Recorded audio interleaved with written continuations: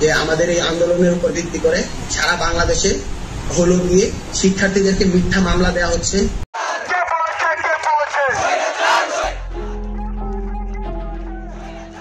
বৈষম্য বিরোধী ছাত্র আন্দোলনের আরও দুই সমন্বয়ক সার্জিস আলম ও হাসনাত আবদুল্লাহকে গোয়েন্দা পুলিশ তাদের হেফাজতে নিয়েছে।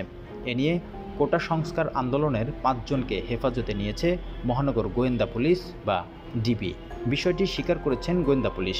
শনিবার মহানগর গোয়েন্দা পুলিশের অতিরিক্ত উপকমিশনার জুনায়েদ আলম সরকার বলেন, গত কয়েকদিনে ঘটে যাওয়া ঘটনার বিষয়ে জানতে ও তাদের নিরাপত্তার স্বার্থে ডিবি হেফাজতে নেওয়া হয়েছে।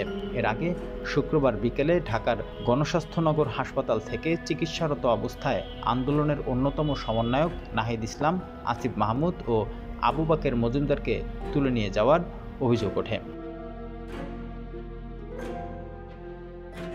শনিবার রাতে অনলাইন সংবাদ সম্মেলনে বৈষম্য বিরোধী ছাত্র আন্দোলনের কয়েকজন সমন্বয়ক জানান, পুলিশের ধরপাকড় সহ নানা কারণে সব সমন্বয়কদের সাথে তারা যোগাযোগ করতে পারছেন না, যে কারণে সমন্বিতভাবে তারা কোনো কর্মসূচিও ঘোষণা করতে পারছেন না।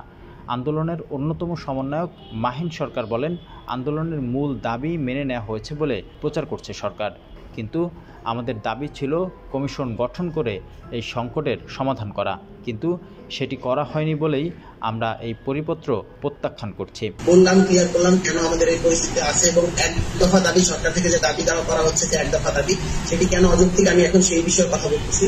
যে সরকার, আমরা বলেছিলাম আমাদের এক দফাতে আইন পাস করতে হবে এবং আইনটা কিভাবে পাস করতে হবে, কত পার্সেন্ট হবে, সেই সম্মিলিত জায়গা থেকে আমরা বলেছিলাম যে একটি কমিশন গঠন করতে হবে এবং কমিশন গঠন করতে হবে তাদের স্টেক হোল্ডার, সমস্ত স্টেক হোল্ডার।